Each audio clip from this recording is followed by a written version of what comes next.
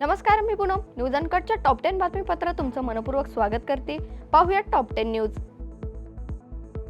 पाकिस्तान आणि पीओके मधील दहशतवादी तळांवर यशस्वी झालेल्या अनेक हल्ल्यांबद्दल पंतप्रधान नरेंद्र मोदी यांनी काल सुरक्षा दलांचं कौतुक केलंय आणि देशाला त्यांचा अभिमान असल्याचंही सांगितलंय।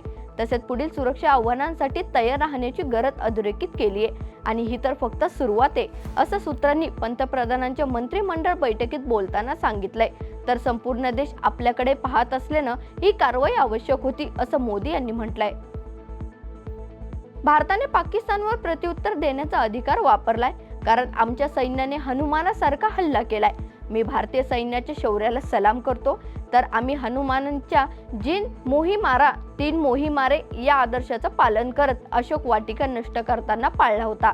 याचा अर्थ आम्ही फक्त त्यांनाच मारलंय ज्यांनी आमच्या निष्पापांना मारलं, असंही संरक्षण मंत्री राजनाथ सिंह यांनी म्हटलंय। कोतवाल सेवेत असताना मरण पावल्यास किंवा गंभीर आजार, अपघात यामुळे शासकीय सेवा करण्यास असमर्थ ठरल्यामुळे त्यांच्या कुटुंबियावर आर्थिक आपत्ती येते। त्यामुळे त्यांच्या कुटुंबियांना तातडीने मदत मिळवण्याच्या उद्देशाने त्यांच्या वारसांना अनुकंपा तत्वावर कोतवाल पदावर नियुक्ती देण्याबाबत शासनाने ऑक्टोबर 2024 मध्ये मान्यता दिली होती। त्यानुसार सरळ सेवा भरती मधील 10% पद कोतवालांच्या वारसदारांसाठी ठेवण्याचा निर्णय महसूल मंत्री चंद्रशेखर बावनकुळे यांनी घेतल्याचं सांगण्यात आलंय। उपमुख्यमंत्री एकनाथ शिंदे यांनी एक्सवर पोस्ट करत शिवसेनेत प्रवेश केलेल्या पदाधिकारी आणि कार्यकर्त्यांबाबत माहिती दिली आहे। यावेळी एकनाथ शिंदे यांनी उद्धव सेनेसह काँग्रेस आणि राष्ट्रवादी काँग्रेस शरद पवार गट यांना जोरदार धक्का दिलाय। तर पिंपरी चिंचवड, मावळ, मुंबईतील ठाकरे गट, राष्ट्रवादी काँग्रेस, शरद पवार गट आणि काँग्रेसच्या अनेक पदाधिकारी कार्यकर्त्यांनी उपमुख्यमंत्री एकनाथ शिंदे यांच्या उपस्थितीत शिवसेनेत प्रवेश केलाय। पंतप्रधान नरेंद्र मोदी यांच्या नेतृत्वाखाली भारताने ऑपरेशन सिंदूर यशस्वी करून संरक्षण सिद्धता पुन्हा एकदा दाखवून दिली आहे। दहशतवादाच्या विरोधातील कठोर कारवाई महत्त्वपूर्ण असून पहलगाम येथील हल्ल्याला भारतीय सैन्य दलाने दिलेले चोख उत्तर कौतुकास्पद आहे।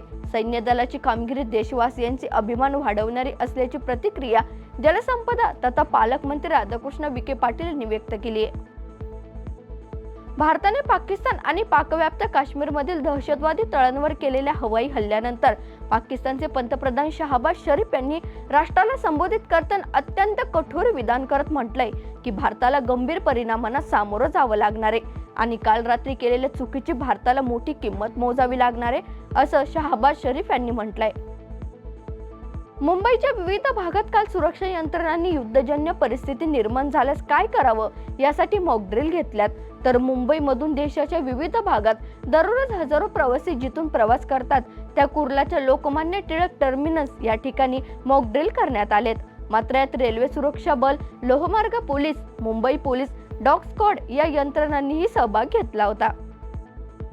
भारतीय वायुदल पुन्हा एकदा हवाई हल्ला करू शकतो अशी भीती पाकिस्तानला आहे। तर ऑपरेशन सिंदूर मध्ये लक्ष्य करण्यात आलेल्या बहावलपूर मधील जैश ए मोहम्मदचे मुख्यालय हे नियंत्रित रेषेपासून 100 किलोमीटर आतमध्ये, त्यामुळे पाकिस्तानने काल रात्री रावळपिंडी, इस्लामाबाद, लाहोर आणि कराची या प्रमुख शहरांमध्ये ब्लॅकआउट करण्यात आला होता आणि या शहरांमधील लाईट रात्री पूर्णपणे बंद करण्यात आली होती।